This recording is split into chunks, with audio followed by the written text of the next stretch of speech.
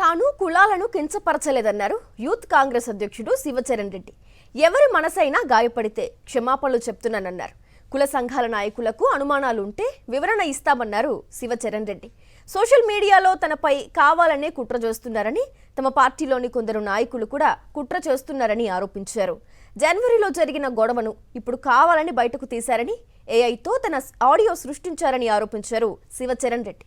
తన కమిటీలో యాదవులు, గౌడ్లు కూడా ఉన్నారన్నారు. ఏమీ లేని దాని దగ్గర ఏదో ఉన్నట్టు మీరు చూపించి అసలు నేను ఏమన్నానో అసలు ఏమీ అనకుండానే ఏదో అనేసినాము, కులాన్ని మనం ఎక్కడ కూడా కులాన్ని అన్నది లేదు అంటే చూపించండి.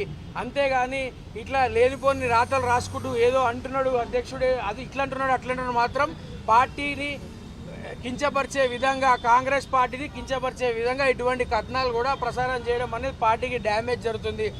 ఎవరైనా ఏ కుల సంఘమైనా ఏ కులానికి చెందిన వ్యక్తికైనా మీ మనోభావాలు దెబ్బతింటుంటే మీ అందరి ఆత్మాభిమానం కాపాడడం కోసము జక్కిడి శివచరణ్ నేను బేషరతుగా మనస్ఫూర్తిగా క్షమాపణ చెప్తున్నాను.